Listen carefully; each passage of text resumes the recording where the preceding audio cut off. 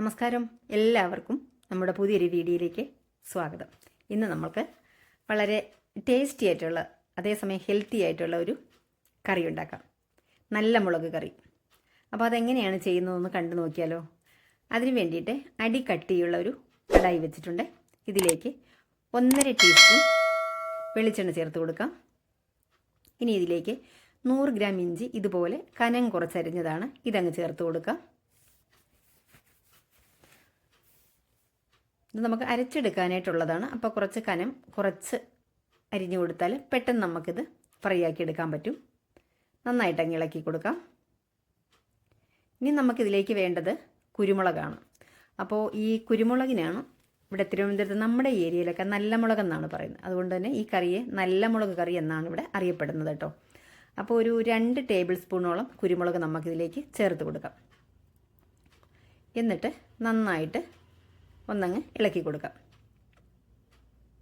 ഇത് നമുക്ക് ഈ നമ്മുടെ നോമ്പ് സമയങ്ങളിലൊക്കെ, അതായത് നോൺ വെജൊക്കെ കഴിക്കാതിരിക്കുന്ന സമയമുണ്ടല്ലോ, ആ സമയത്ത് നമുക്ക് ചക്ക കഴിക്കാനൊക്കെ ആയിട്ടൊക്കെ നല്ലൊരു കറിയാണ് കേട്ടോ. ഇനി ഇതിലേക്ക് ഒരു വലിയ തേങ്ങയുടെ പകുതി ഇതുപോലെ ചിരണ്ടി എടുത്തിട്ട് അത് മിക്സിയുടെ ജാറിലേക്കിട്ട് ഒന്ന് ചതച്ചെടുത്തിട്ടുള്ളതാണ് കേട്ടോ ഇത്.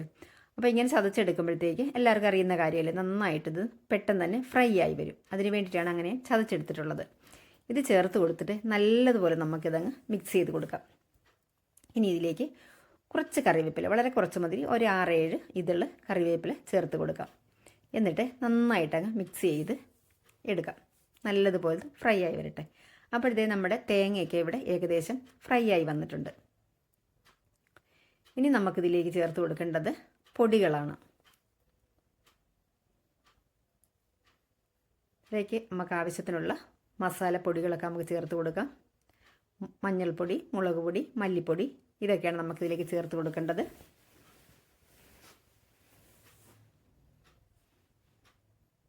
ഒരു 1/4 ടീസ്പൂൺ മഞ്ഞൾപ്പൊടി, 1 ടീസ്പൂൺ മല്ലിപ്പൊടി, 1 ടീസ്പൂൺ മുളക് പൊടി, ഇത്രയും കൂടെ ചേർത്തിട്ട് നന്നായിട്ടങ്ങ് മിക്സ് ചെയ്യാം. ഞാൻ ഇതിന് മുമ്പ് തന്നെ പൊടികൾ ചേർക്കുന്നതിന് മുമ്പ് തന്നെ ഞാൻ ഗ്യാസ് ഓഫ് ചെയ്തിട്ടുണ്ടായിരുന്നു. കാരണം നമ്മുടെ ഈ കടായി നല്ല കട്ടിയുള്ളതാണ്. അപ്പോൾ ഈ പൊടികളൊക്കെ കരിഞ്ഞു പോകാൻ സാധ്യതയുണ്ട്. അതുകൊണ്ടാണ് സ്റ്റൗ ഞാൻ ഓഫ് ചെയ്തിട്ട് ഇത് ചേർത്തത്. ഇനി നമുക്കിത് ഇറക്കി വെച്ചിട്ട് തണുക്കുമ്പോൾ നല്ലതുപോലെ അരച്ചെടുക്കണം. നല്ല മഷി പോലെ അരച്ചെടുക്കണം കേട്ടോ. അപ്പോൾ നമുക്ക് ഇനി അടുത്തതായിട്ട് വേണ്ടത് ഒരു പാൻ വെച്ചിട്ട് അതിലേക്ക് 2 ടേബിൾ സ്പൂൺ വെളിച്ചെണ്ണ ചേർത്ത് കൊടുക്കണം. അതും വെളിച്ചെണ്ണ തന്നെ ചേർക്കണം കേട്ടോ. കുറച്ച് കടുക് ചേർത്ത് കൊടുക്കാം. ഒരു 6-7 ചെറിയ ഉള്ളി ചെറുതായി വട്ടത്തിലരിഞ്ഞെടുത്ത് അതങ്ങ് ചേർത്ത് കൊടുക്കാം. നന്നായിട്ട് അങ്ങ് മിക്സ് ചെയ്യാം. ഇനി ഇതിലേക്ക് വറ്റൽമുളകും കറിവേപ്പിലയും ചേർത്ത് കൊടുക്കാം. ഈ നല്ല മുളക് കറി എല്ലാവരും ഒന്ന് ട്രൈ ചെയ്ത് നോക്കണം കേട്ടോ. നല്ല സൂപ്പർ ടേസ്റ്റാണ്. അപ്പോൾ എല്ലാവർക്കും ഇത് ഇഷ്ടപ്പെടുന്ന വിശ്വസിക്കുകയാണ് കേട്ടോ. ഇനി നമുക്കിതിലേക്ക് വറ്റൽമുളകും കറിവേപ്പിലയും ചേർത്ത് കൊടുക്കാം. ഇതിൽ നിന്നൊരൽപ്പം കോരി മാറ്റി വയ്ക്കുകയാണ്. നമുക്ക് ഇത് കറിയിലേക്ക് ചേർത്ത് കൊടുക്കാം. ഇനി നമ്മൾ അരച്ച് കൊണ്ടുവന്നിട്ടുള്ള അരപ്പ്, നമ്മുടെ ഇഞ്ചി തേങ്ങ കൂട്ടില്ലേ, അതങ്ങ് ചേർത്ത് കൊടുക്കാം.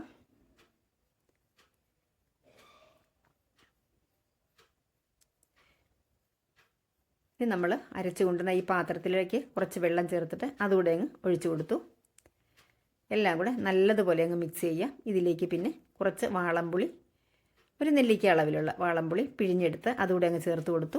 പുളിയൊക്കെ ഒരല്പം മുമ്പിട്ട് നിൽക്കണം കേട്ടോ ഈ കറിക്ക്, അപ്പോഴാണ് ടേസ്റ്റ്. എന്നിട്ട് നല്ലതുപോലെ നമുക്ക് ഇളക്കിയെടുക്കാം. നല്ല അടിപൊളി ടേസ്റ്റാണ് കേട്ടോ. നമുക്ക് ഇതുണ്ടെങ്കിൽ മീൻ കറിയുടെ ഒന്നും ആവശ്യമില്ല. ചക്കയൊക്കെ കഴിക്കാനായിട്ട് ഞാൻ നേരത്തെ സൂചിപ്പിച്ചില്ലേ, അതുപോലെ നല്ലൊരു കറിയാണ് കേട്ടോ ഇത്. ഇനി നമുക്ക് ആവശ്യത്തിനുള്ള ഉപ്പ് ചേർത്ത് കൊടുക്കാം. എന്നിട്ട് നമുക്ക് ഉപ്പൊക്കെ കറക്റ്റ് ആണോ എന്ന് നോക്കാം.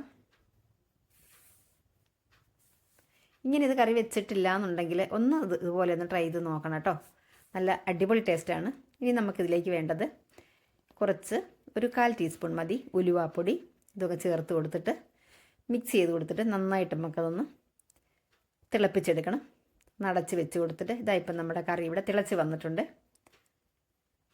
ഇനി നമുക്ക് ഒന്നുകൂടി കറിയുടെ ഉപ്പും പുളിയും എരിവും ഒക്കെ കറക്റ്റാണെന്ന് നമുക്ക് നോക്കാം. ഈ ഇഞ്ചിയുടെയൊക്കെ നല്ല സ്മെല്ലാണ് കേട്ടോ നമ്മുടെ കിച്ചണിലൊക്കെ ഇപ്പോൾ. അപ്പോൾ നമ്മുടെ ചാനൽ സബ്സ്ക്രൈബ് ചെയ്യാനായിട്ട് മറന്നു പോകരുത് കേട്ടോ.